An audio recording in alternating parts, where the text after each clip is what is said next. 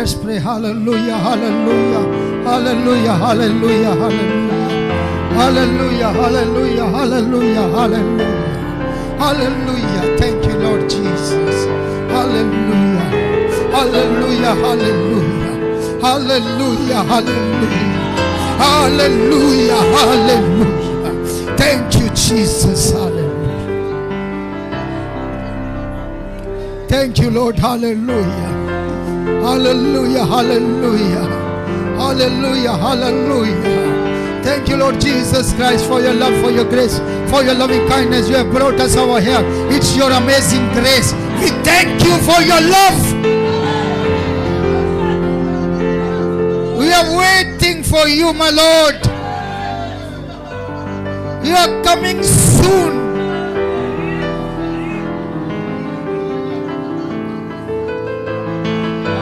Bless us. Speak to us, my Lord. We are expecting incredible blessings through your holy, precious, gracious word. Speak to me. Send your Holy Spirit. I totally, completely depend upon you. My knowledge, my education is nothing.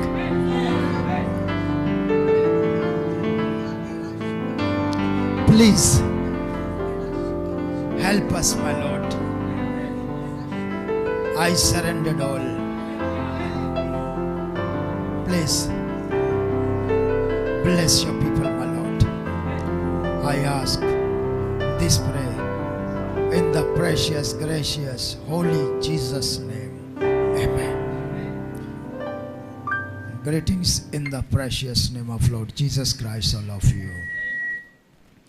So let's go to the Holy Bible. We shall read vice की किताब और उसका 3रा बाब और उसकी 8वीं आयत की तलावत करेंगे।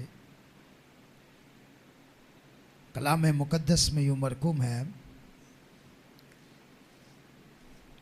a time to love and the time to hate, a time of war and a time of piece.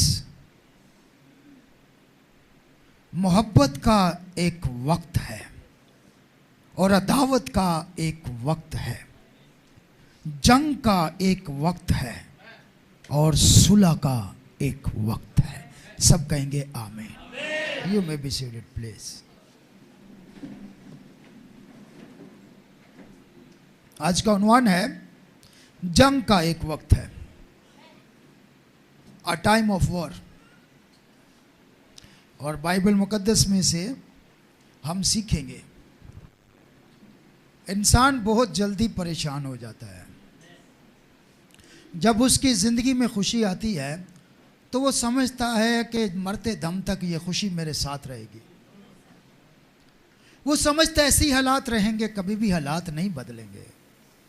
लेकिन वक्त की खूबसूरती है, वक्त बदलता रहता है। परेशानी आती है तो इंसान इतना परेशान हो जाता है कि कई लोग तो खुदकुशी करने के लिए तैयार होते हैं, सुसाइड करने के लिए तैयार होते हैं और कई कर भी जाते हैं। क्या फायदा जीने का? इतनी परेशानी, इससे बेहतर है मर जाओ। क्या फायदा? तो इतना बेदिल हो जाता है, डिसअपॉइंटमेंट का शिकार हो जाता है कि वो खुदकुशी कर लेता है, सुसाइड कर लेता है। कभी कभी घर में मियाँ बीवी की लड़ाई होती है तो बीवी क्योंकि कमज़ोर होती है, औरत कमज़ोर है मर्द से, तो वो एंड में ये कहते बेहतर मैं मारी जावा, तो सुकून मिल जाएगा। वह तेरे मरने से सुकून नहीं मिलना, परेशानी और बढ़ जाएगी।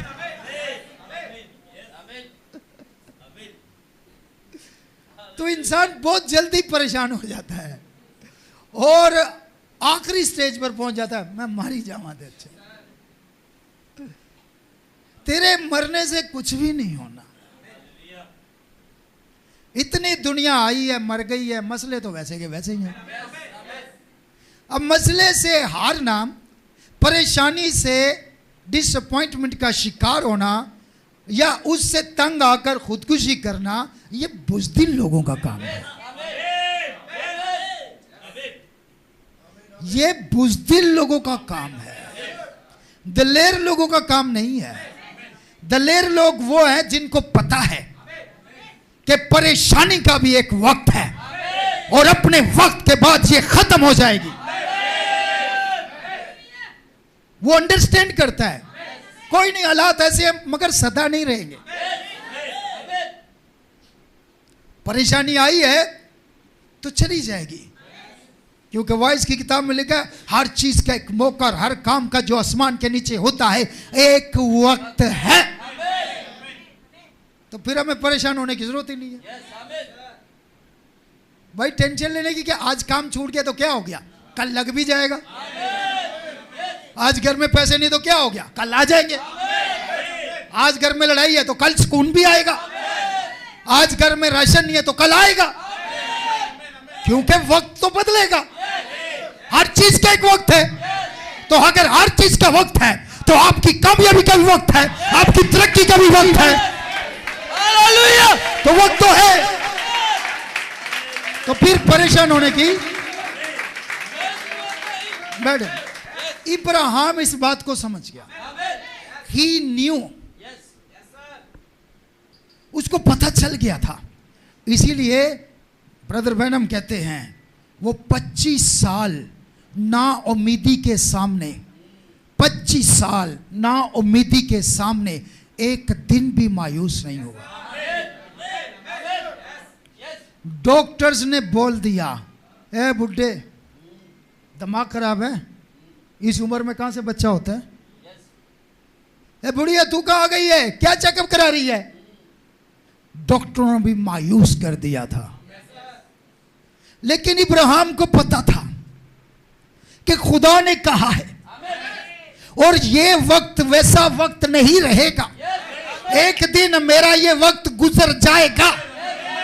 और आज लोग उसकी बीवी को कहते हैं तू बांझ है, तू बे औलाद है, तेरे कोई औलाद नहीं है, तू बरकतों वाली नहीं है। मगर उसे उम्मीद थी, उसके शोर को उम्मीद थी कि ये वक्त भी सदा नहीं रहेगा, गुजर जाएगा। इसीलिए वो नाउम्मीद नहीं हुआ। बाइबल कहती है कि वो नाउम्मीदी के सामने कभी भी डगमगाया नहीं। ब्रदर बैनम कहते हैं उसने उन सालों के अंदर ये सोचा ही नहीं। देखे कितनी बड़ी बात है जब इंसान समझ जाता है। ब्रदर बैनम कहते हैं उसने अपनी जो 25 साल थे उसमें एक मर्तबा भी ये नहीं सोचा था नहीं होगा। उसने कहा होगा होगा होगा होगा होगा, हर रोज होगा, हर रोज होगा, और एक दिन हो गया।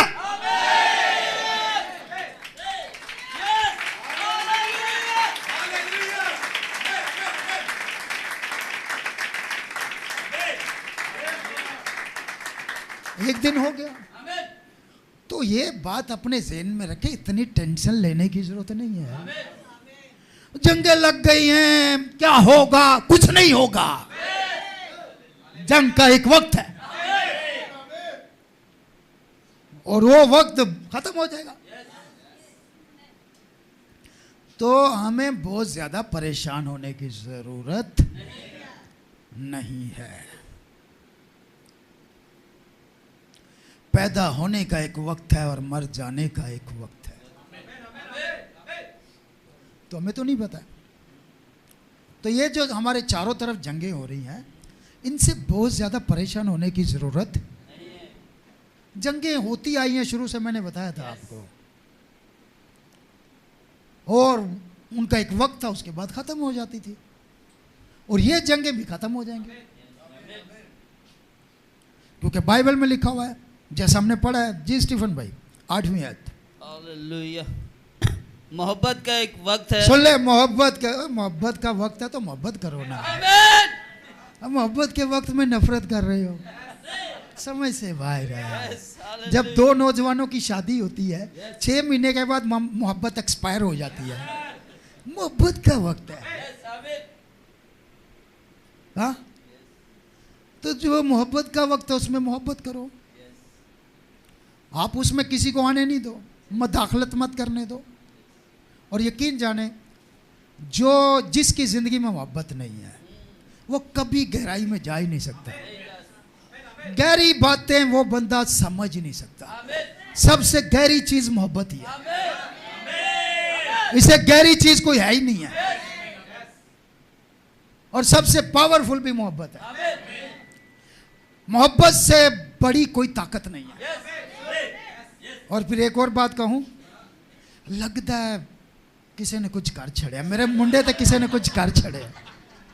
ये फलां कुड़ी दी जान ही नहीं छाड़ता, फलां लड़की की जान नहीं छोड़ता, या फलां लड़की की जान नहीं छोड़ता।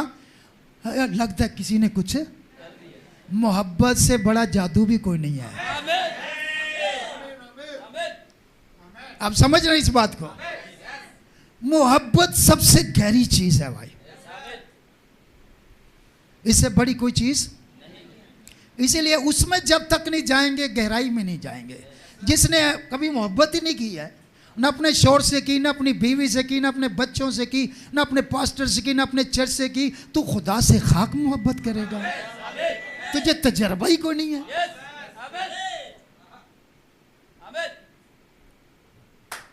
मैं खुदा से प्यार करता हूं, तू अपने पास्टर से नफरत करता है।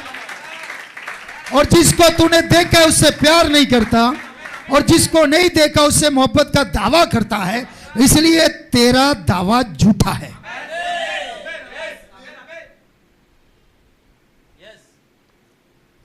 तेरा दावा झूठा है। जी आगे चलते हैं। और अदावत का एक वक्त है। अदावत का भी एक वक्त है, खत्म हो जाएगा। आगे जंग का एक वक्त है। हाँ जी, यहां पर आए। जंग का एक वक्त है और सुलह का एक वक्त है। सुलह का एक वक्त है। जब वो वक्त आएगा तो सुलह होगी। अब जंग का वक्त चल रहा है तो चलेगा, हमें नहीं पता 2 दिन 4 दिन 10 दिन 20 दिन 2 महीने 4 महीने 6 महीने 10 साल, I don't know, you don't know. लेकिन एक वक्त है, उसके बाद क्या होगा? सुलह का भी वक्त है, तो वो हो जाएगा। इसलिए परेशान होने की जरूरत नहीं है। सुने, शागिर्द किस बारे में परेशान थे? शागिर्दों को जंगों की टेंशन नहीं थी। शागिर्दों को लड़ाई झगड़े हालात बुरे कुछ भी था, इनकी टेंशन नहीं थी। शागिर्दों को अगर किसी चीज की फिक्र थी तो मत्ती की इंजील यही निकाले। हाँ, मत्ती की इंजील 24 बाब, सॉरी, मत्ती की इंजील 24 बाब निकाले, उसकी 3री आयत जरा पढ़ें। शागिर्दों को देखते हैं हमें किस चीज की फिक्र है। अभी हमने कमाल गीत गाया, कौन सा? अब लौट भी आ, अब लौट भी आ। ये आवाज एक मोहब्बत करने वाले की हो सकती है, जिससे आप प्यार करते हैं। जब वो परदेश चला जाता है तो फिर ये आवाज उसकी हो सकती है, अब लौट भी आ। हर चीज का एक वक्त है। जी पढ़े भाई। शागिर्दों को किस चीज की फिक्र थी? क्योंकि झूठे मसीह और झूठे नबी उठ खड़े होंगे। तीसरी आयत पढ़े। तीसरी आयत जी। और जब वो जैतून के पहाड़ पर बैठा था। तीसरी आयत, Matthew chapter number 24 verse number 3। And as he sat upon the mount of Olives, the disciples came unto him privately. आमीन। कुछ काम प्राइवेट होते हैं, सारे काम ओपन नहीं होते, प्राइवेटली। जी आगे क्या लिखा हुआ है? Saying, tell us, when shall these things be? And what shall be the sign of thy coming? Thy coming, sign of thy coming, and of the end of the world. जी। और जब वो जैतून के पहाड़ पर बैठा था, जब वो जैतून के पहाड़ पर बैठा था, उसके शागिर्दों ने अलग उसके पास आकर कहा। अलग, ये प्राइवेटली अलग आकर कौन आए? उसके शागिर्द आए जो उससे प्यार करते थे। अलग आकर पूछा। क्या पूछा? कहा हमको बता हमको बता कि ये बातें कब होंगी। हम जानना चाहते हैं, हमको बता। दुनिया नहीं जानना चाहती, ना जाने, लेकिन हम जानना चाहते हैं। हमको बता। क्या बता जी? नंबर 1, हमको बता ये बातें कब होंगी और तेरे आने। ये शागिर्द जो इंटरेस्टेड थे, शागिर्द जो ट्रस्टेड थे, जो पूछना चाहते थे, आप मदद करें कहाँ इंतजामिया? या पंखा बंद कर दें या एसी बंद कर दें, सर्दी लग रही है उनको, कुछ ना कुछ करें। ये लाइटें ऑन कर दें, लाइटें नहीं बंद करें जी। और तेरे आने।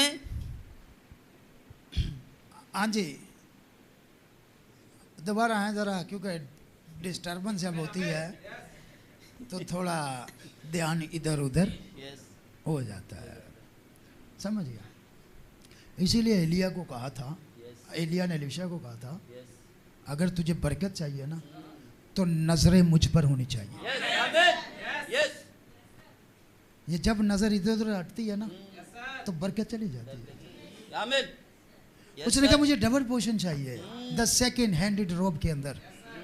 उसने कहा मुझे डबल पोर्शन चाहिए। उसने कहा फिर सुन ले, अगर तू मुझे जाता हुआ ऊपर जाता हुआ देखेगा, क्या मतलब है? तेरी नजरों में यकसुई होनी चाहिए, यानी कि नजर एक जगह। यकसुई का मतलब है एक जगह टिक जानी चाहिए।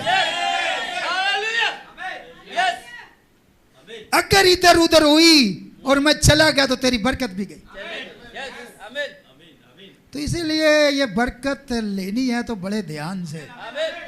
कई आते हैं यहाँ 4 गिलास पानी पी लेते हैं, फिर आना जाने लगा रहता है। बे तू नहीं पी 2 घंटे, क्या हो गया?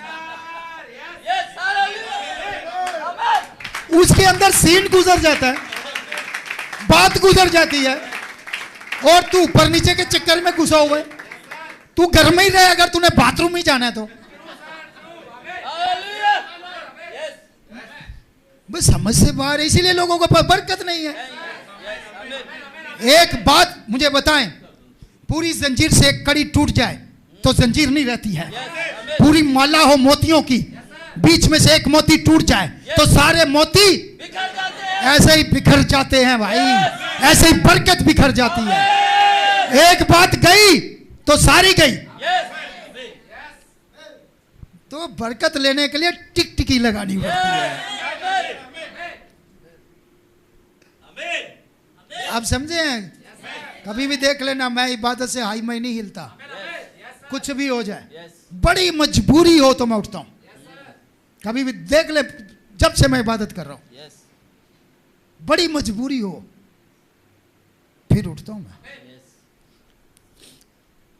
बोतलें इतनी इतनी भर के ले आते हैं। तुम रेगिस्तान में जा रहे हो, जंगल में जा रहे हो भाई, यार क्या हो गया है? 2 घंटे इबादत है।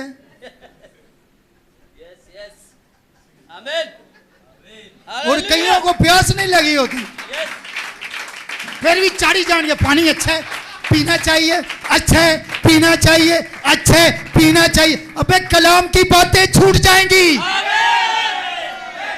ये घर में पी, या कलाम पी, या रूह की महफी, या रेवलेशन हासिल कर, या जिंदगी की रोटी खा।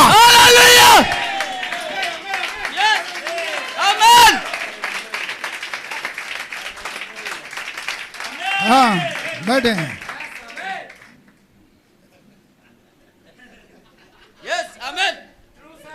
तो या फिर वो ऊंट की तरह इतना जिगरा रखो, अंदर सेव कर सको। मनों के मन पानी वो अंदर सेव कर लेता है।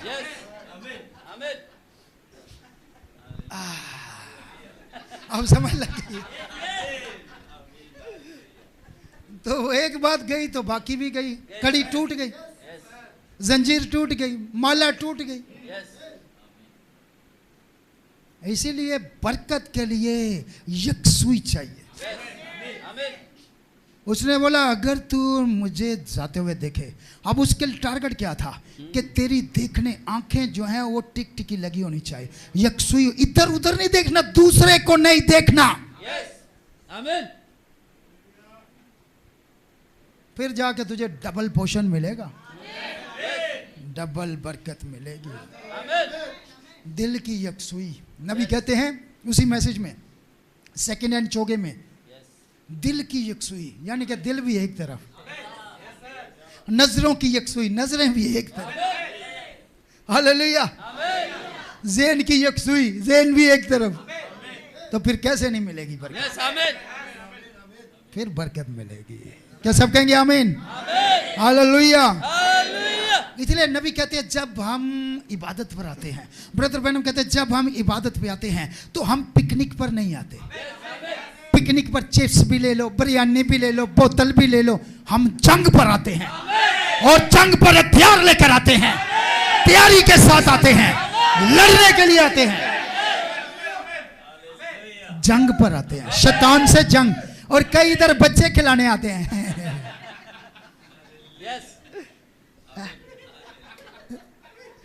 अरे तू कहाँ बैठा हुआ है, ऊपर से बम मारेगा शैतान, मसाइल बढ़ेगा, बच्चे समेत गया। समझ कि बच्चे के बोल टिक टिकी लगा, बच्चे इधर देख, कान पकड़ के घुमाओ उसकी चाबी, उधर देख, तुझे भी बरकत चाहिए, मुझे भी बरकत चाहिए, फिर जाके बरकत मिलेगी।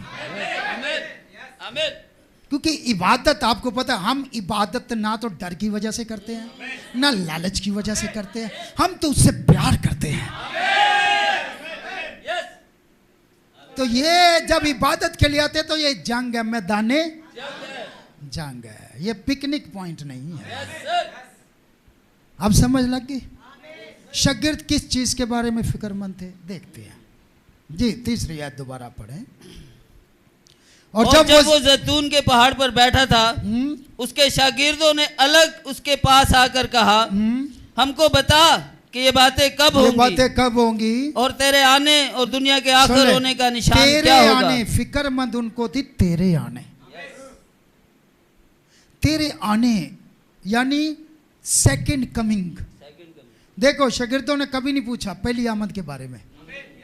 हम पीछे को जाते हैं, शागिर्द आगे को जा रहे थे।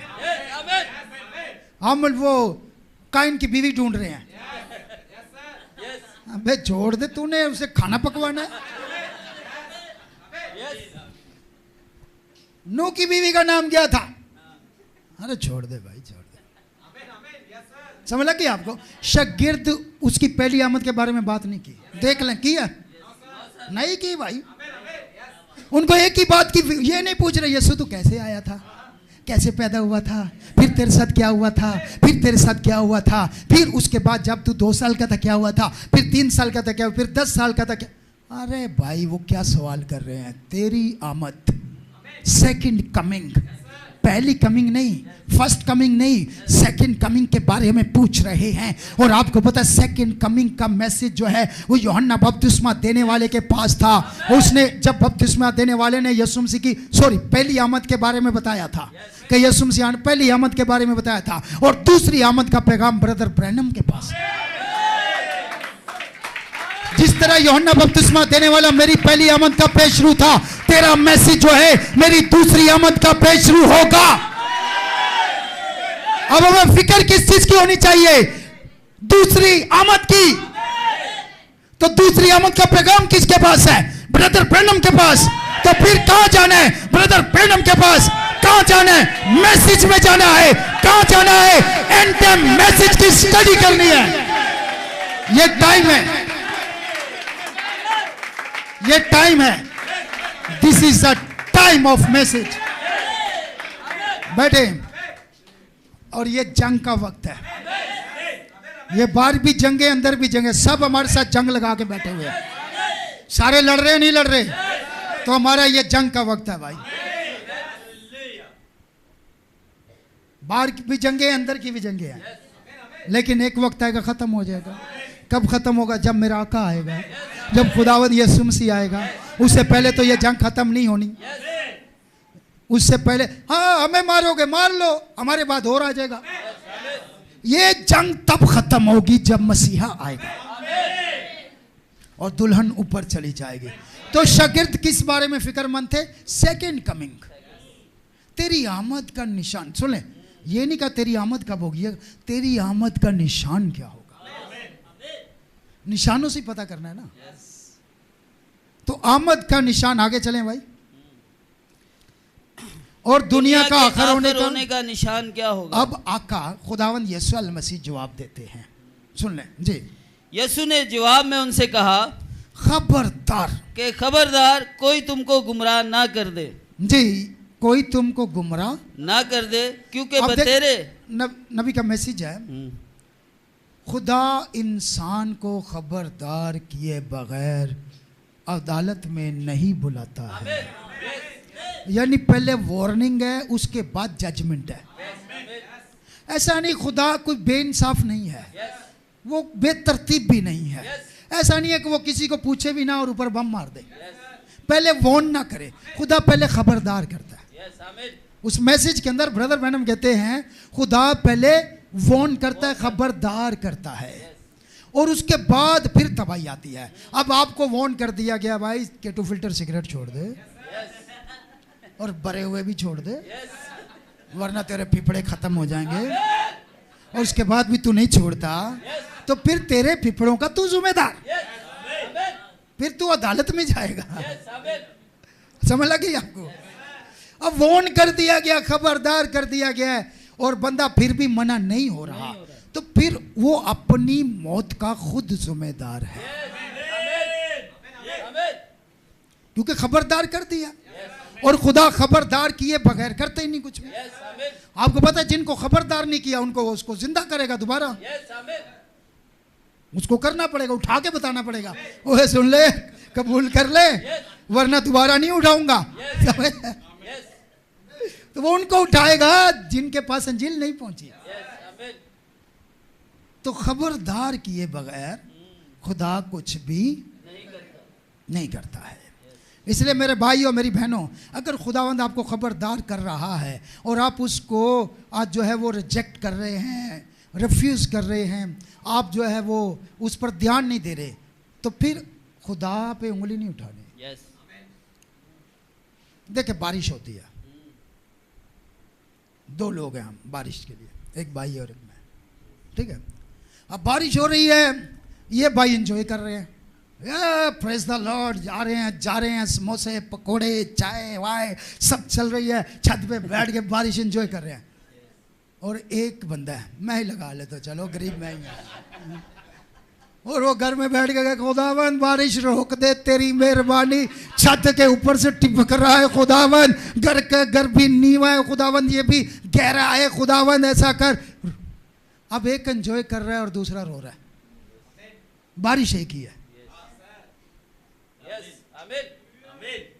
वही बारिश एक के लिए बाइस से बरकत है और एक के लिए बाइस से ज़हमत है, एक के लिए रहमत है और दूसरे के लिए। अब मुझे बताएं, बारिश का कसूर है, खुदा का कसूर है, या किसका कसूर है? वही बारिश एक बंदा एंजॉय कर रहा है, दूसरा बंदा रो रहा है, खुदा ने बंद कर दे, बंद कर दे, दूसरा कह रहा है और बरसा, और बरसा। खुदा बोले मैं किसकी सुनूं? स्टीवन भाई, तुम लोगों ने खुदा को भी परेशान किया, मैं किसकी सुनूं? सुने, बारिश वही है, और बारिश जो है वो बरकत की निशानी है।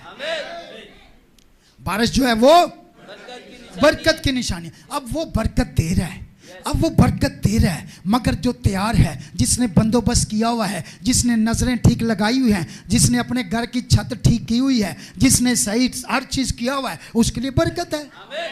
और जो बंदे बेकार और सुस्त है उसके लिए ज़हमत है। इसमें खुदा का क्या कसूर है? तेरे पास बरकत संभालने के लिए, तू बरकत समेटने के लिए बंदोबस्त नहीं किया तूने, तो तेरा कसूर है, खुदा का कसूर नहीं है। खुदा तो बरकत दे रहा है। और अगर इस चर्च के अंदर किसी को बरकत नहीं मिल रही तो चर्च का कसूर नहीं। अगर इस मैसेज के अंदर किसी को बरकत नहीं मिल रही तो मैसेज का कसूर नहीं। अगर इस कलाम से किसी को बरकत नहीं मिल रही तो कलाम का कसूर नहीं, आपका कसूर है। आमीन।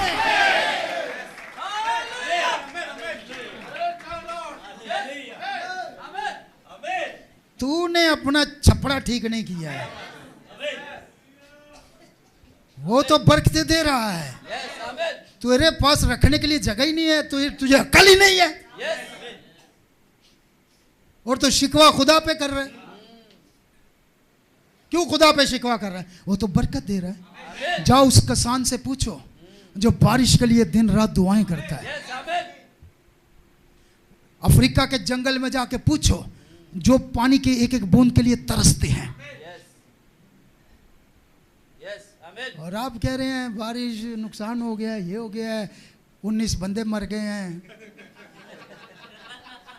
तो तुम्हारी वजह देखे, बारिश से पहले बादल गरजे तो खबरदार तो कर रहे हैं यार, बंदोबस्त करो, सेफ जगह पे चले जाओ, आगे पीछे हो जाओ। और तुमने अपने छत जो चादरें डाली उसके ऊपर ब्लॉक भी नहीं रखे यार। अजीब है। हम आएगी हवा तो उड़ा ले जाएगी। हवा तो नहीं देखती ये क्रिश्चियन है, मुसलमान है, हिंदू है, सिख है, ये पेंटिकोस्टल है, ये प्रेस्बिटेरियन है, कैथोलिक, उसने तो आना उड़ा देना है। वो तो उड़ा देगी।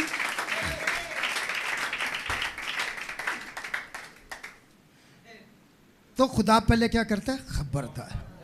देखिए बारिश से पहले मौसम बनता है। अरे भाई बनता है ना, पूरा खुदा पूरा खबरदार करता नहीं करता। खुदा ने जब नूह के ज़माने में बारिश भेजी, ज़िंदगी में पहली मर्तबा बारिश हुई, उससे पहले बारिश नहीं हुई थी, तो पूरा माहौल बनाया पहले उसने। फिर उसने 7 दिन और तैयारी के दिए, लेकिन लोग ही डीठ थे, नहीं तो ना सही, चल नूह तेरे लिए बरकत, उनके लिए तबाही। समझिए, वही बारिश जो नूह को बचाए, जिसने नूह को बचाया, उसी बारिश ने दुनिया को तबाह किया। अब डिपेंड आप पर करता है। कलाम वही है, यीशु वही है, खुदा वही है। अब डिपेंड आप क्या लेकर जाते हो, यहाँ क्या लेने आए हो। अगर कोई बरकत लेने आए तो बरकत लेकर जाएगा, अगर कोई बरकत नहीं लेना तो खाली जाएगा। जिस नियत से तो वार्निंग पहले करता है, वार्न करता है। वो ऐसे नहीं, वो ब्रदर बैनम कहते हैं खुदा अपना दफ्तर ऐसे नहीं चलाता जैसे हम चलाते हैं, जाके सुते रहे होते। ये चाय में 2-2 घंटे जाया कर दिया, चाय ना यार, दूध पत्ती लाओ यार। वो परफेक्ट अपना सिस्टम चलाता है, उसके सिस्टम। तो बात क्या हुई? बारिश एक ही है, एक के लिए बारिश से बरकत है, एक के लिए नुकसानदेह है। अब मैं आपको कहता हूं, या 2 शख्स बैठे हुए हैं, दोनों खुदा के आगे दुआ करते हैं, खुदा मुझे कार दे दे, खुदा मुझे घर दे दे, खुदा मुझे नौकरी दे दे, जो भी चाहिए। आगे आपकी जो भी लिस्ट है मुझे नहीं पता, निजात चाहिए, सेहत चाहिए, जो भी चाहिए। खुदा मुझे घर दे दे, कार दे। दो बंदे दुआ करते हैं और दोनों का एक ही लफ्ज़ बोलते हैं, मुझे कार दे दे, मुझे कार दे दे। एक ही लफ्ज़ है ना, दोनों के दुआ में तो कोई मसला नहीं है, लफ्ज़ भी ठीक है, दोनों दुआ कर रहे हैं, खुदा मुझे कार दे दे। दूसरा भी, खुदा मुझे कार दे दे। एक को मिलती, एक को नहीं मिलती। दोनों की दुआ भी एक जैसी है, लफ्ज़ भी एक जैसे है, तो फिर एक को मिली, दूसरे को क्यों नहीं मिली? दोनों को मिलनी चाहिए ना भाई। जब दोनों ही दुआ कर रहे हैं, दोनों के लफ्ज़ भी सेम है, तो दोनों को मिलनी चाहिए। मगर एक को मिलती, एक को नहीं मिलती। क्यों नहीं मिलती? उसकी वजह यह, खुदा जो है वो लफ्ज़ों को नहीं, वो नीयत को देखता है।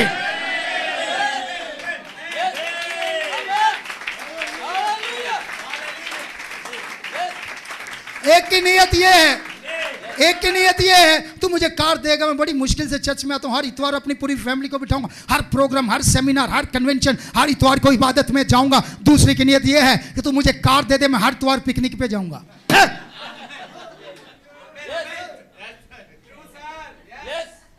मैं चर्च वर्च नहीं आऊंगा, देता हूं मैं तुझे। नियत। हालेलुया। यस। आप समझ लग गई? आमीन। मिलेगी जरूर, थोड़ा अंदर वाला इंसान जो वो सेट हो जाए, खुदा देगा। ऐसा नहीं है, दोनों को देगा, लेकिन एक को मिल के दूसरा नाराज हो जाता है, मुझे क्यों, तुझे भी मिलेगी, लेकिन तू जरा उस जगह पे आ जा। आप समझ लग गई है? तो वॉर्न करता है, खबरदार करता है। वो खबरदार किया। देखे नैनवा को तबाह करने से पहले खबरदार किया। 40 दिन के बाद ये क्या होगा? तबाह।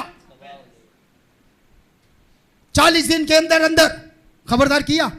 नबी चला गया, जाके कद्दू की बेल के नीचे बैठ गया और कह रहे चल आने दे अभी आग। अब उन्होंने क्या किया? उन्होंने 40 दिन के अंदर अंदर उन्होंने रोजा रखा। तो खुदा पहले खबरदार करता है। नूह के ज़माने में पहले खबर, हर ज़माने, आज भी ऐसे ही हो रहा है। तो मेरे भाइयों मेरी बहनों, अगर आप ठीक नहीं होंगे तो फिर वो बम, वो मिसाइल जो ईरान पर जा रहे हैं, जो इसराइल पे जा रहे हैं, जो मिडिल ईस्ट में जा रहे हैं, वो इधर भी आ सकते हैं। कुछ भी हो सकता है। तो जंग तो लगी हुई है। तो इसीलिए अगर वो खबरदार कर रहे हैं तो अपनी तैयारी। तो शागिर्द जो इंटरेस्टेड थे वो दूसरी आमद के बारे में, तेरी आमद का निशान क्या होगा, हमें बता देता है कि हम तो तैयार बैठे। तो दूसरी आमद के बारे में फिक्रमंद थे। जी आगे चले। आखिर और दुनिया के आखिर होने का निशान क्या होगा? यीशु ने जवाब में उनसे कहा, खबरदार, खबरदार, तुमको कोई तुमको गुमराह ना कर दे। देखे गुमराह नहीं है, कोई इधर आ रहा है, कोई इधर आ रहा है, कोई इधर आ रहा है, कोई, सबकी बात सुनोगे। जो सबका है वो किसी का भी नहीं, किसी का नहीं। यस, आमीन। अगर आपने 4-5 पादरी रखे हैं तो समझ लो तबाही आपकी किस्मत है। यस, आमीन। आपके नसीब में लिखी हुई है तबाही। यस, एक बंदा है भाई, उसके चारों तरफ बैल बांध दो, एक इधर खींच रहा है, एक इधर खींच रहा है, एक इधर खींच रहा है, एक इधर, और बंदे तो बनेगा कि चारों तरफ घोड़े बांधे हों और चला भाई खींचो, बाजू इधर को खींच रहा है, इधर खींच रहा है, आगे से पीछे से, उसका क्या बनेगा? तो इसीलिए मैंने बोला उसकी तबाही उसकी किस्मत में लिखी गई, बस तबाह। तो इसलिए एक बंदा चाहिए, एक चुन लो जो भी चुनना है। एक ही उस्ताद होता है, एक ही बाप होता है। जिसके 2 बापों हरामजादा होता है, वो नाजायज औलाद होता है। तो बाप एक ही होता है, तो वो तो यीशु मसीह है, रूहानी बाप वो ही है। और जिस्मानी बाप भी एक ही होता है। अब 3 खुदा, 3 बाप हैं तुम्हारे, एल्डर मकसूद साहब, 3 खुदा है तो 3 बाप हुए ना। कुछ शर्म करो यार, कुछ ख्याल करो। थोड़ा बंदे को कॉमन सेंस को भी इस्तेमाल करना चाहिए। तो जितने ज्यादा जहन होंगे उलझन होगी। इसीलिए कोशिश करें कि अपनी जिंदगी में यकसुई लाएं। जी आगे चले। क्योंकि बतेरे मेरे नाम से आएंगे और कहेंगे मैं मसीह हूँ, मैं मसीह हूँ, और बहुत से लोगों को गुमराह करेंगे, बोलेंगे मैं मसीह हूँ और गुमराह करेंगे। देखें ये गुमराह करने वाले हैं। अगर आपकी जिंदगी में इबादत की वजह से बरकत नहीं आ रही तो ना करो इबादत, ऐसी टाइम जाया कर रहे हो। बीज बोरे होगी नहीं रहा, बीज बोरे होगी नहीं रहा, बीज बोरे होगी नहीं रहा, बीज बोरे होगी नहीं रहा, तो क्या है? या तो बीज सड़ा हुआ होगा या जमीन बंजर होगी। तो या बीज बदलो या जमीन बदलो, कुछ बदलो तो सही यार। समझ लग रही है? और कभी कभी बीज तो ठीक होता है, जमीन ठीक नहीं होती। और हम बीज तो बो रहे हैं वहां पर, जो भी आए चल तू भी ले ले, ये ले पकड़, तू भी ले ले, चल ये पकड़, चल भाई चल। पैसा उजाड़ रहे हैं, उग नहीं रहा, तरक्की नहीं हो रही। शादियों में, माइयों में, मेहंदियों पर लाखों रुपए लगा देते हैं, उग कुछ भी नहीं, क्योंकि बंजर है। तो कई आएंगे और गुमराह करेंगे भाई। जी आगे। और तुम लड़ाइयों और लड़ाइयों की आगे सुनो, तुम सुनोगे। लड़ाइयों और लड़ाइयों की अफवाह सुनोगे। खबरदार घबराना जाना। सुन लो, घबराना नहीं, खबरदार घबरा ना जाना। आगे। क्योंकि इन बातों का वाक़या होना जरूर है, इन बातों का वाक़या होना जरूर है, मगर इनका भी एक वक्त है। आमीन। यस, इनका भी एक वक्त है। कई लोग लड़ाई घर में होती है, घर छोड़ के चले जाते हैं, ओ भाई, घर छोड़ने से मसले हल नहीं होने, थोड़ा सब्र कर ले। ये लड़ाई का एक वक्त है, जंग का एक वक्त है। आगे चले जी। अच्छा, वो दूसरी आमद के बारे में फिक्रमंद है। दूसरी आमद कहाँ पे? ठीक 24 बाब के बाद 25वां बाब है मत्ती की इंजील, वहाँ दूसरी आमद है। 25 बाब निकाले जरा, पहली आयत से पढ़े। उस वक्त आसमान की बात सुन ले जी, बड़ी खूबसूरत। यीशु मसीह 24 में उन्होंने पूछा, 25 में उन्हें आमद सानी के बारे में बता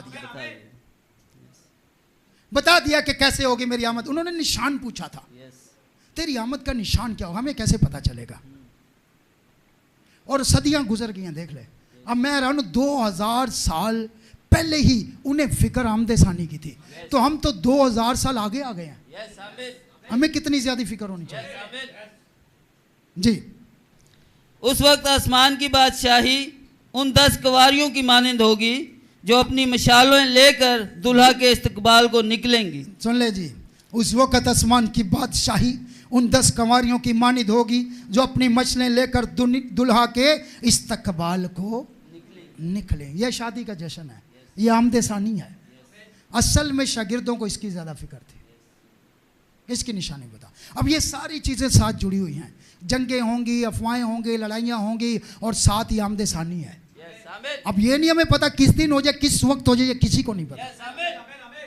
इसलिए हमें हर वक्त तैयार रहना चाहिए। अब आगे पढ़ें जी जरा। उनमें 5 बेवकूफ थी। देख, कुंवारियां थी, ये याद रखना है। बेवकूफ भी कुंवारियां हैं। ये नहीं है कि वो शादीशुदा या गलत है, नहीं। बेवकूफ भी कुंवारियां हैं और अक्लमंद भी कुंवारियां हैं। ऐसे ही कलीसिया के अंदर ऐसे 2 किस्म के लोग हैं। एक अक्लमंद कौन है? जो वक्त के पैगाम के साथ खड़े हैं।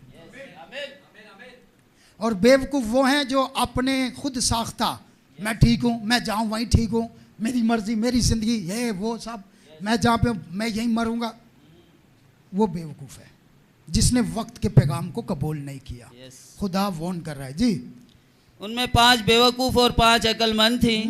जो बेवकूफ थी उन्होंने अपनी मछलें तो ली, सुन ले, मगर तेल अपने साथ ना लिया। तेल अपने साथ ना लिया। मगर अक्लमंदों ने, ये तेल क्या? तेल रूह कुद्दस है। रूह कुद्दस क्या है? वक्त का पैगाम। रूह कुद्दस वक्त का पैगाम है। तेल रूह कुद्दस है, यानी रूह कुद्दस हर जमाने में काम करता है, अपने वक्त पर काम करता है। रूह कुद्दस का पैगाम जो है वही तेल है। तो ये लेना पड़ेगा। हमने तो लिया हुआ, देख ले हमारी मछलियां जल रही है, नहीं जल रही। आपको वो जोश, वो जज्बा, वो बेदारी, वो मोहब्बत, वो अफेक्शन नजर आती है नहीं? तो तेल है तो जल रही है ना। आपके पास दिया है, सब कुछ है, तेल नहीं है, क्योंकि आप वक्त के पैगाम को कबूल नहीं कर रहे, आप वक्त के नबी को कबूल नहीं कर रहे, आप रूह कुद्दस का जो पैगाम इस जमाने के लिए उसको कबूल नहीं कर रहे। तो दिया कैसे जलेगा?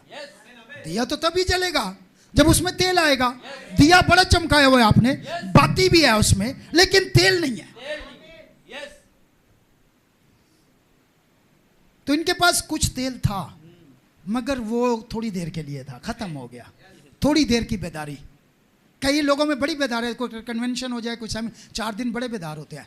टाइम पे आते हैं, टाइम पे सोते हैं, टाइम पे खाते हैं, टाइम पे चंदा देते हैं, टाइम पे दही देते हैं। बड़ी बेदारी आती है। 6 महीने, 2 साल, 4 साल बाद फोन कर, भाई किधर है तू यार? आ नहीं, मैं बहुत बिजी हूँ भाई, बहुत बिजी हूँ। तेरे दिए में से तेल जल चुका है।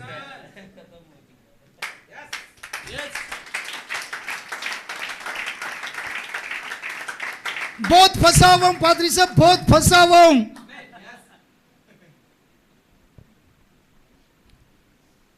और घर पे बैठ के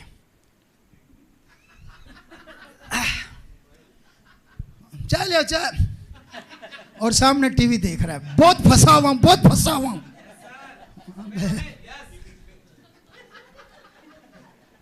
फिल्में देख रहा है, कुछ भी देख रहा है, जो भी कर रहा है, बहुत फंसा हुआ हूं मैं।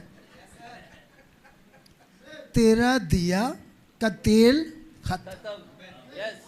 अब तेरी बत्ती जो होती है ना, वो जल रही है, और वो कितनी देर जलेगी? खत्म हो जाएगी।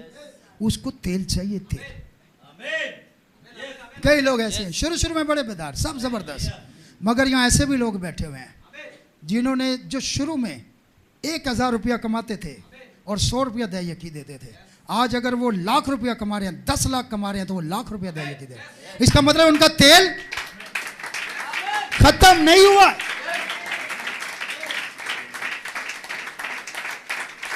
और कई लोग ऊपर से नीचे जा रहे हैं।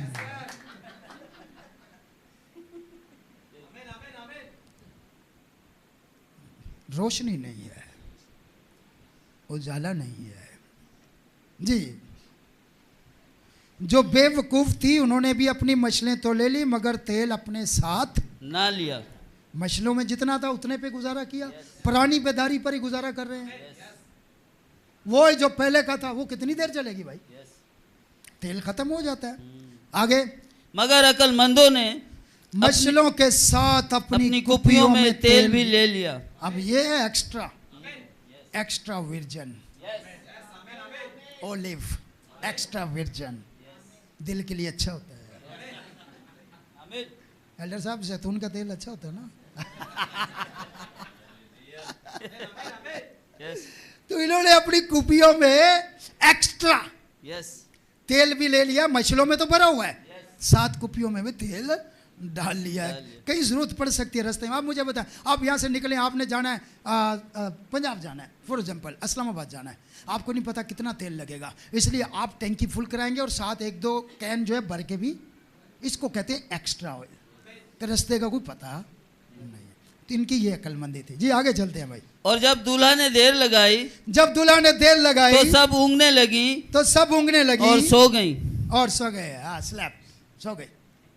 जब दुल्हा ने देर लगाई तो सब ऊँगने लगी और सो गई। ये वो ज़माना है जब शागिर्दों को मसलूब कर दिया गया था, अक्लमंद भी और बेवकूफ़ भी। सो गई। और आपको पता है, मैंने एक हिसाब लगाया है, जब बंदा गरीब होता है ना तो वो थोड़ा ज़्यादा खुदा के करीब आता है, लेकिन जैसे जैसे तरक्की करता है वो खुदा से दूर जाना शुरू। इसकी वजह क्या है? यहाँ रहता है बंदा, दुआ करो बाहर चला जाओ, बाहर चला जाता दया की भी नहीं भेजता, चंदा भी नहीं देता, चर्च को सपोर्ट ही नहीं करता। तो यहाँ तो तेरे लिए दुआएं बंद की जाए। तो या तू सीधा हो जा, आमीन, वापिस तुझे भेजे। तो कैसे इंसान, कैसे लोग हैं, समझ से बाहर है। खुदा का हिस्सा भी उस जगह, जिस जगह पर आपको दुआएं कर करके आपको ऊपर अपलिफ्ट किया गया है, आप उसकी सपोर्ट में नहीं खड़े हो रहे। आप चाहते ही नहीं कि आप दूसरे लोग भी वहाँ तरक्की करें, उनके लिए भी दुआएं की जाए, या वो प्रोग्राम हो, सेमिनार हो। देखें, खुदावंद का फजल है, यहाँ जितने प्रोग्राम हो रहे हैं हमारे लोकल चर्च के लोग करवा रहे हैं। पिछली बार भाई परवेज ने कराया, भाई आरिफ ने कल करवाया, आगे भी कोई खुदा खड़ा कर देगा। तो बरकत यही लेंगे। लेकिन वो लोग जिन्होंने ये, जिनके लिए हमने दुआएं की, यहाँ से बाहर चले गए और अच्छा पैसा कमा रहे हैं, वो यीशु में उड़ा रहे हैं। शादी के लिए बोला 5 लाख भी भेज देंगे, आपको बोला मुझे ये चाहिए 10 लाख भी भेज देंगे, चर्च के लिए 5000 भी नहीं भेजेंगे। यहां से इंसान की औकात का पता चलता है। खुदा तुझे और प्रमोट करना चाहता है, खुदा तुझे और तरक्की देना चाहता है, खुदा तुझे और सरफराज करना चाहता है। अगर खुदा ने रुपए में से तुझे डॉलर में डाल दिया है तो खुदा का हिस्सा भी तो दे। और अगर तू अपने देख, नहीं अभी मैं वहां जिस चर्च में जाऊंगा उससे, ओ भाई मेरी बात सुन, अब तेरा घर भी वो घर नहीं रहा, घर वालों को भी नहीं भेजा कर, क्योंकि वहां घर तो चेंज हो गया ना। घर वालों को प्रॉपर भेजते हैं। अरे भाई, यस सर, नो, यस, ये तो घर भी चेंज हो गया ना एल्डर साहब। तो घर चेंज नहीं हुआ, सिर्फ पास्टर चेंज करना है। मैं कह रहा हूं खुदा के काम के लिए अपना सब कुछ लगा दे। खुदा अगर तरक्की दे रहा है तो वो किसी काम के लिए, किसी मकसद के लिए दे रहा है, ताकि ज्यादा से ज्यादा काम किया जाए। जी आगे चलते हैं। आधी रात को धूम मची, आधी रात को धूम मची कि देखो दूल्हा आ गया। आधी रात का मतलब क्या है? आधी रात को धूम मची। आधी रात अंधेरा होता है, आधी रात को धूम मची, शोर मचा कि देखो दूल्हा ये दूसरी हम जब कोई सोच भी ना, कई आधे सोए होंगे, कोई जागते होंगे, कई किसी पार्टी में मस्त होंगे, और कईयों की शादी का खाना खुला होगा 12 बजे, वो उधर खाते होंगे, उधर से दूल्हा आ जाएगा, बस इधर ही रह जाएंगे। जी मैंने खत्म किया इसको पढ़ के। जी भाई देखो दूल्हा आ गया, उसके इस्तकबाल को निकलो, उसके इस्तकबाल को निकलो। उस वक्त वो सब कुंवारियां उठकर अपनी अपनी मशाल ले दुरुस्त करने लगी, और बेवकूफों ने अक्लमंदों से कहा अपने तेल में से कुछ हमको भी दे दो। ये देखें, एक वक्त है, अपने तेल में से हमें भी कुछ, लेकिन जब वक्त आ गया तो उन्होंने कोई शेयरिंग नहीं की। एक वक्त है बेवकूफों के साथ शेयरिंग नहीं करनी, अक्लमंदों के साथ शेयरिंग करनी। एक वक्त था जब आप पैसा सब चीज़ों पे लगा रहे थे, फजूल चीज़ों पे भी, लेकिन अब आप समझदार हो गए, तो अब शेयरिंग नहीं कर सकते। सॉरी भाई, नहीं कर सकते। जी आगे। दे दो क्योंकि हमारी मसले बुझे जाती हैं, बुझी जाते हैं, मसले बुझी जाती हैं। जी अक्लमंदों ने जवाब दिया, अक्लमंदों ने जवाब देना, देखें ना करना भी सीखे। जो भी आगे ठक ठक ठक पादी साहब दुआ करने आए, उसको बोले God bless you, thank you very much, आप आए हैं, आप कौन है, बिलीवर हैं, नहीं, bye bye tata, bye bye, yes, इतनी हिम्मत भी तो होनी चाहिए। यस आमीन, फिर ही बरकत मिलेगी। यस, वरना वो क्या करेंगे, आपको गुमराह करेंगे आके।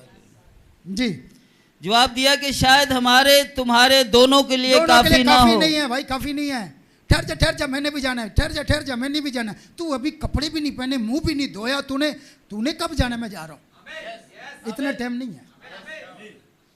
समझ लग रही है आपको? हाँ चले आगे चले। बेहतर ये है कि बेचने वालों के पास जाकर जाओ, खरीद के लाओ, ढूंढ के लाओ, जाओ, अपने वास्ते मोल ले लो।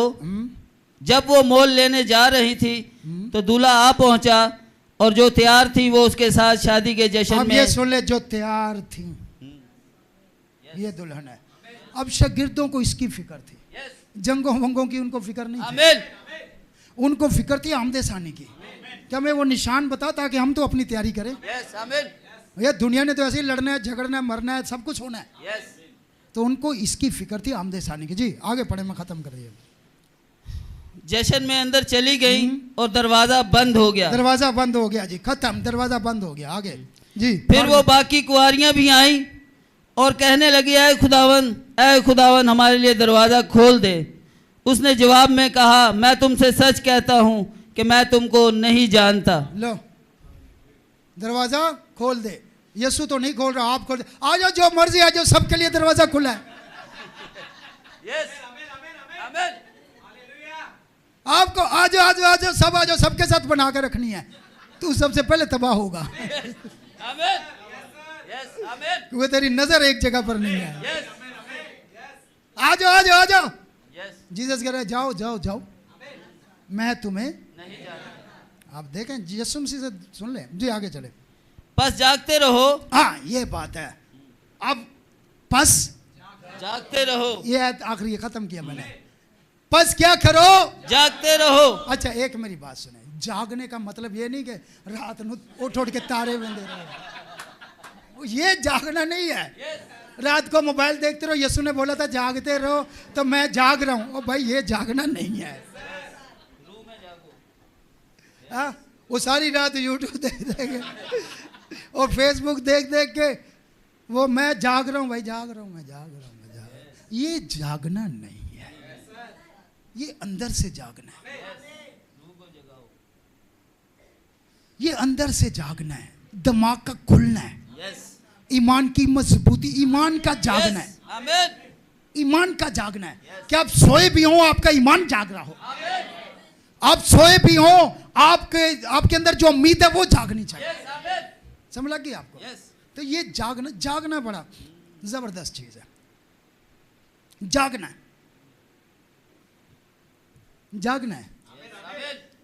इबादत के टाइम में जागना है, इबादत के वक्त पर पहुंचना, यही जागना है। दयानतदारी से, ईमानदारी से खुदा का हिस्सा देना, यही जागना है। दयानतदारी, ईमानदारी से एक दूसरे से प्यार करना, यही जागना है। जागना क्या है?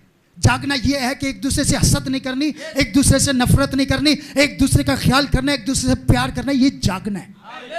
ये जागना है। सारी रात तू जागता है और सुबह तू सबको सर पे उठाया होता तूने।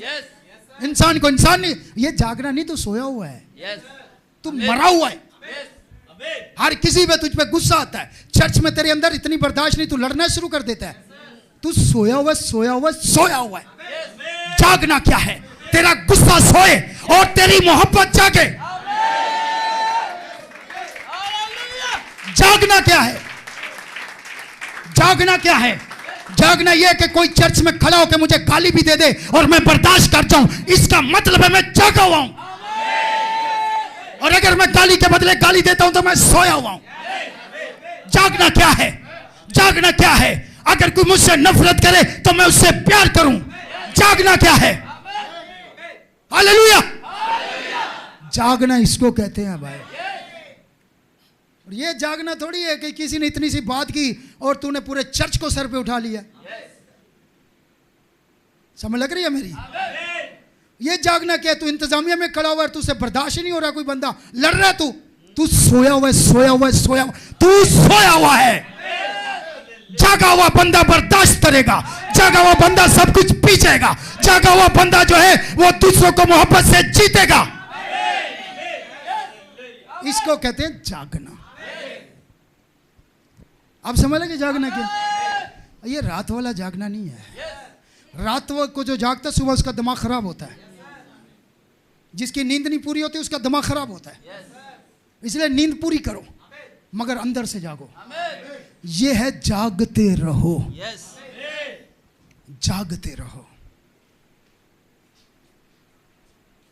मारना नहीं, बचाना है, लोगों को लाना है। जिस दिन जाग जाएंगे उस दिन इस मैसेज के लिए आप खड़े होकर गवाही देंगे। और अगर अभी तक आपके जिंदगी में डर है तो आप सोए हुए हैं। यीशु मसीह ने क्या बोला? जागो और दुआ करो, जागो और दुआ करो। क्या मतलब है? दुआएं लोग बहुत करते हैं, अंदर से जागो यार। फिर आप इस मैसेज के लिए खड़े होंगे, 100% खड़े होंगे। फिर आप कहेंगे नहीं, जो नबी के खिलाफ है वो मेरे खिलाफ है, जो मैसेज के खिलाफ वो मेरे खिलाफ है। मैं इस पैगाम के साथ खड़ा हुआ हूं, मैं इस चर्च के साथ खड़ा हुआ हूं, मैं इस सच्चाई के साथ खड़ा हुआ हूं, मैं इस कलाम के साथ खड़ा हुआ हूं, मैं इस रेवलेशन के साथ खड़ा हुआ हूं, मैं वक्त के पैगाम के साथ खड़ा हुआ हूं। क्योंकि ये जंग का वक्त है, दुश्मन को मारना है, इब्लीस को शिकस्त देनी है और लोगों को बचाना है। आमीन आमीन। बेटे ये है जागना। गुनाह बाहर और रूल को दस अंदर। तो ये है जीसस ने जो कहा है जागना। इसको पढ़ें जी, खत्म किया मैंने। बस जागते रहो। सुन ले आगे क्या लिखा है? क्योंकि तुम ना उस दिन को जानते हो, ना उस दिन को जानते हो, ना उस घड़ी को। अच्छा, दिन घड़ी क्यों नहीं बताई गई? दिन घड़ी डैनियल बेटा क्यों नहीं बताई गई? आरिफ भाई बताना चाहिए ना। टाइम हैरी भाई टाइम बताना चाहिए ना। स्टीफन भाई टाइम बताना चाहिए ना, घड़ी बताना चाहिए ना भाई। अगर यीशु मसीह घड़ी और टाइम बताते तो तुम मस्त होके सोते। अबे बड़ा टाइम है, बड़ा टाइम है। अभी क्या हुआ? 2 बजे। बहुत टाइम है, अभी बहुत टाइम है, बहुत टाइम है, बहुत टाइम है। सब सुकून से सोते। अब यीशु ने घड़ी और टाइम इसलिए नहीं बताया ताकि जागते रहो, जागते रहो, जागते रहो। 24 घंटे रूहानी तौर पर रूह में जागते रहो। अब समझ लग गई है? इसलिए घड़ी और टाइम नहीं बताया गया ताकि आप हर वक्त जागते रहें। इसलिए मेरे भाई और मेरी बहनों, ये वक्त जो है जंग का वक्त है। और जब ऊपर जाएंगे वो मोहब्बत का वक्त होगा, क्योंकि वहां लड़ाई नहीं होनी। अभी हम जंग में हैं, जंग का एक वक्त है। तो जंग में कुछ सोया होगा तो ऊपर से तलवार सोना नहीं है, रूहानी तौर पर। जब जंग का वक्त है तो बेदार रहना है, जंग का वक्त है तो जागते रहना है, हर वक्त चुकन्ने रहना है, हर वक्त बेदार रहना है, हर वक्त तैयार रहना है। हर वक्त आपके पास हथियार होना चाहिए, रूह के हथियार होने चाहिए। क्योंकि नबी कहता है हम पिकनिक पर नहीं आए, हम हालते जंग में हैं। और हमने लड़ना, अपने घर में भी लड़ना है, अपने घर में लड़ना है। किससे? नफरत से, हसद से, क्योंकि हम हालते जंग में हैं। इसीलिए ये वक्त कौन सा है? जंग का। हाँ, जरा आए पुराने लेवल पे। ये किसका वक्त है? जंग, यानी ऊपर जंग, जंग, ये जंग का वक्त है। ये मोहब्बत का वक्त नहीं है, ये पीस का वक्त नहीं है, ये जंग का वक्त है। इसलिए शैतान से जंग करनी है, शैतान से लड़ना है, नफरत से लड़ना है, हसद से लड़ना है, गुनाह से लड़ना है, नशे से लड़ना है, चोरी से लड़ना है, बुराई से लड़ना है। ये जंग का वक्त है, ये जंग का वक्त है। और जब ऊपर जाएंगे वो मोहब्बत का वक्त होगा, वो अमन का वक्त होगा। हालेलुया, आए अपनी तलवारें चमकाए, आए अपनी तलवारें चमकाए, आए अपना असला चमकाए, आए बेतार हो जाए, क्योंकि ये जंग का वक्त है, जंग का वक्त है। यीशु मसीह ने कहा, मैं सुलह कराने नहीं आया, मैं तलवार चलाने आया हूं। तलवारें अपनी खींच लो, गुनाह को खत्म कर दो, नफरत को खत्म कर दो, बुराई को खत्म कर दो, हसद को खत्म कर दो। आमीन। ये जंग का वक्त है। आमीन। ये जंग का वक्त है। आमीन। A time of war। Yes. इसके बाद नबी ने कहा है, जब आसमान पर जाएंगे वहां पर अमन का वक्त है। यस। वहां पे मोहब्बत का वक्त है। यस।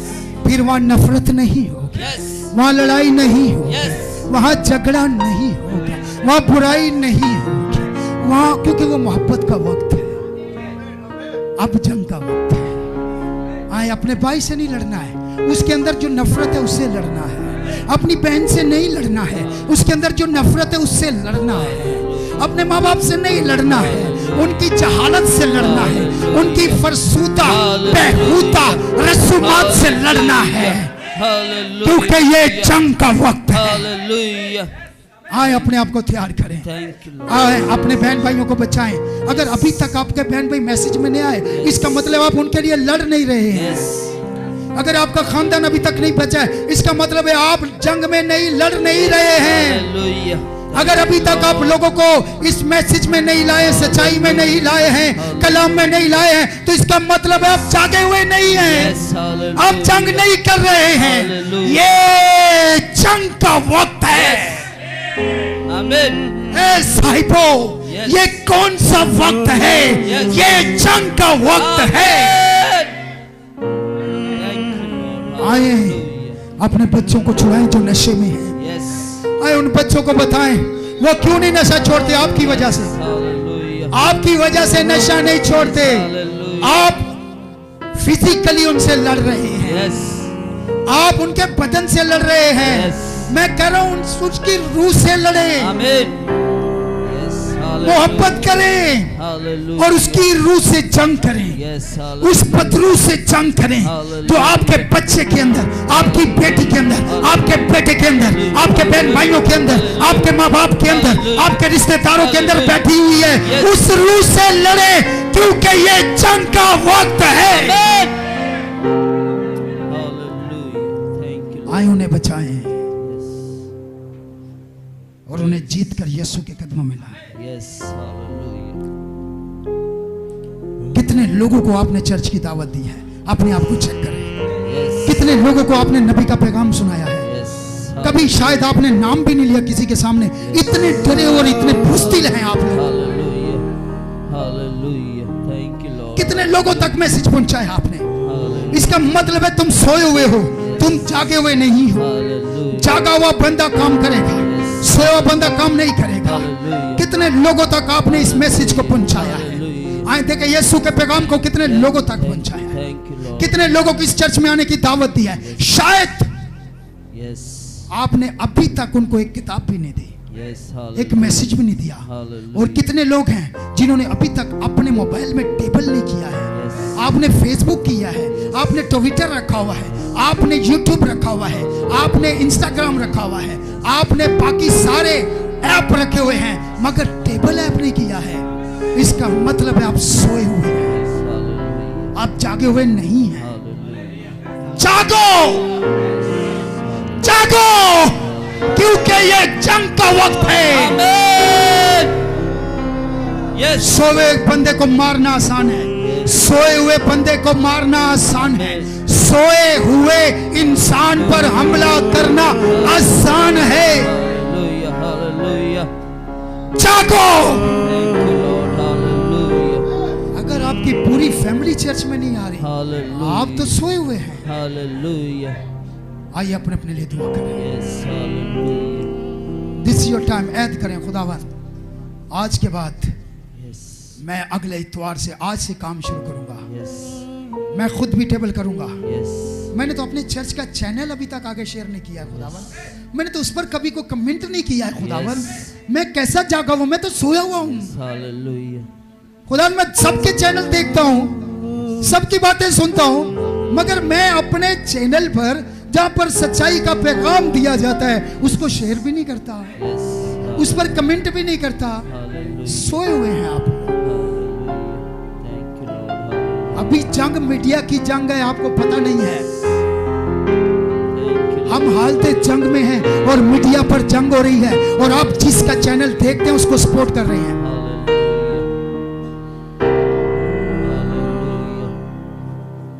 आप जिसको शेयर कर रहे हैं उसको सपोर्ट कर रहे हैं, आप जिस पर कमेंट कर रहे हैं उसको शेयर कर रहे हैं, उसको सपोर्ट कर रहे हैं।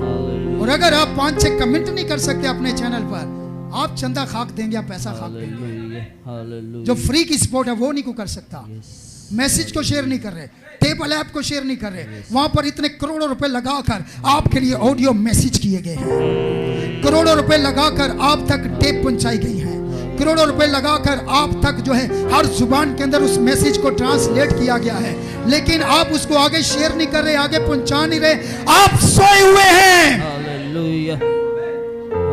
ये जागने का वक्त है, ये जंग का वक्त है। और अगर सोए रहे तो किसी वक्त कोई भी आप पर हमला कर देगा। आए आज से याद करें, मैं हर हफ्ते का मैसेज जो है उसे शेयर भी करूंगा, उस पर कमेंट भी करूंगा, और अपने रिश्तेदारों को भी पहुंचाऊंगा, और अपने दोस्तों तक भी पहुंचाऊंगा। मुझे इसकी कोई परवाह नहीं, कोई कबूल करे ना करे, कोई प्यार करे कोई नफरत करे, लेकिन मैंने उन्हें बचाने की पूरी कोशिश करनी है, क्योंकि मैं जंग कर रहा हूं और जंग में जो लोगों तक पहुंचना है। आइए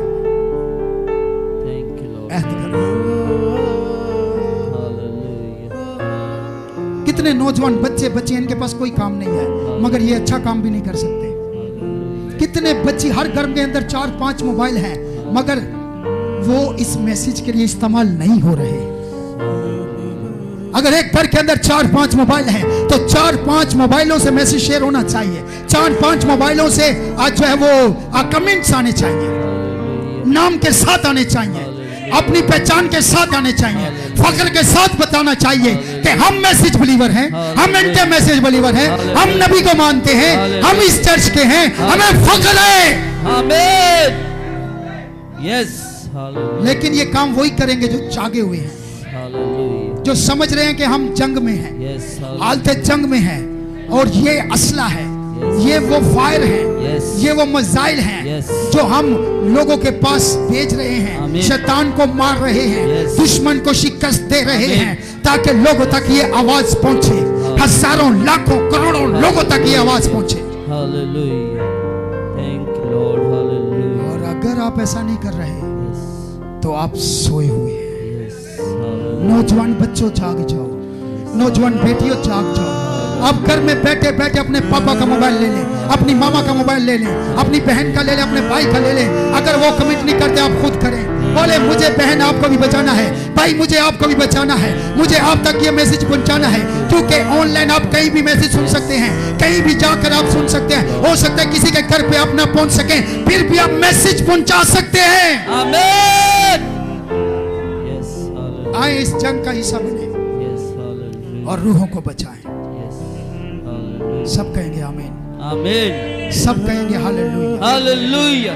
कहें खुदावंद, खुदावंद मुझे जगा दे, जगा दे। खुदावंद यीशु, खुदावंद यीशु मुझे जगा दे, जगा दे। मैं आज से जागना चाहता हूं, जागना चाहता हूँ, मैं तेरा काम करना मैं चाहता तेरा काम करना चाहता हूँ, दयानतदारी से, दयानतदारी, ईमानदारी से। ईमानदारी से। खुदा आज मेरा ज़हन खुल गया खुदा आज मेरा ज़हन खुल गया और आज के बाद खुदा मैं तेरा पैगाम, तेरा मैसेज दुनिया के कोने कोने में पहुंचाऊंगा, दुनिया के कोने कोने में पहुंचाऊंगा, क्योंकि ये मेरी जिम्मेदारी है, क्योंकि ये मेरी जिम्मेदारी। मैं हालते जंग में हूँ, मैं हालते जंग, किसी वक्त भी मुझ पर फायर हो सकता किसी है, वक्त भी मुझ पर फायर हो सकता है, लेकिन उससे पहले मैं तेरा काम करना चाहता हूँ, क्योंकि मैं जाग गया हूँ, क्योंकि मैं जाग गया, क्योंकि मैं जाग गया हूँ, क्योंकि मैं जाग गया, क्योंकि मैं जाग गया हूँ, क्योंकि मैं जाग गया। और मुझे पता है यस, ये जंग का वक्त है। जंग का वक्त है। आमीन, आमीन, आमीन, आमीन, आमीन, आमीन, आमीन, आमीन। तशरीफ रखें, लेटर सुनेंगे और उसके बाद हम हदिये का गीत गाएंगे।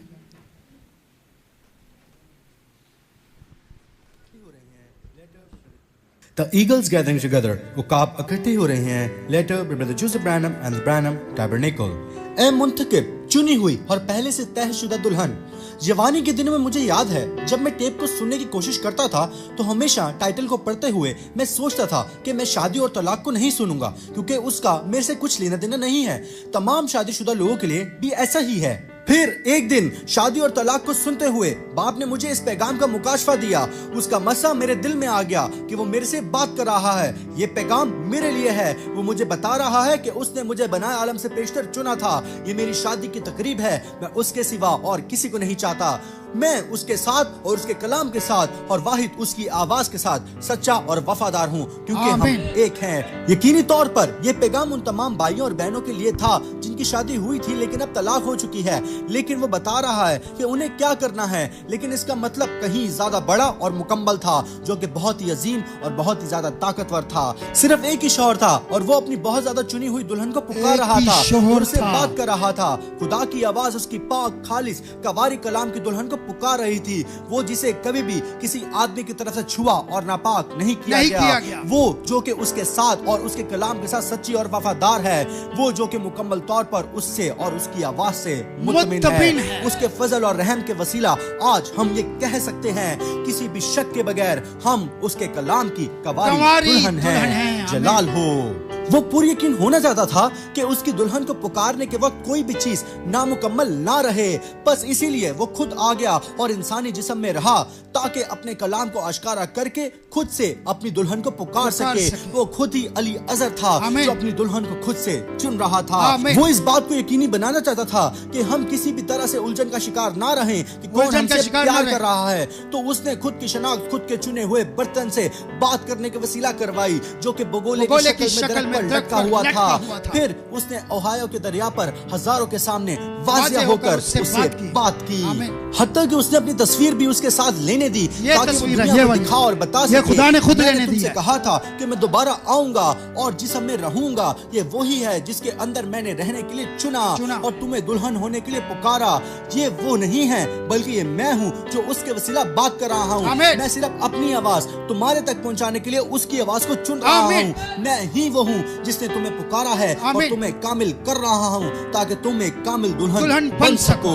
इस मैसेज का मुकाशवा उसके कलाम का, उसकी आवाज का और अब हम कौन हैं, ये सब इंसानी लफ्जों के बयान से परे है। मैं जानता हूँ कि तुम उस बात को जानते हो जो मैं कह रहा हूँ। उठाए जाने वाला ईमान अब अपनी जगह ले रहा है। खुद को खुदा की हजूरी में बैठने के वसीला तैयार करी है जबकि वो कामिल होती जा रही है। दुनिया के पास खुदा की आवाज को सुनने का क्या ही मौका है जबकि वो उनसे बात करती है ताकि वो बैठकर कलाम पर कलाम को सुन सकें। जबकि वो बोलता है और अपने कलाम को आश्कारा करके हमें बताता है कि हम कौन हैं। बस उसकी हजूरी में बैठने से बेहतर और कुछ भी नहीं है। तो आए और इस इतवार 12 बजे जेफरसन हमारे साथ जुड़े जबकि हम उसे दुल्हन से बात करता हुआ सुनते हैं इस पैगाम को। शादी और तलाक 65-0221 M Marriage and Divorce, Brother Joseph Branham. God bless you. आइए चंदे का गीत गाते हैं।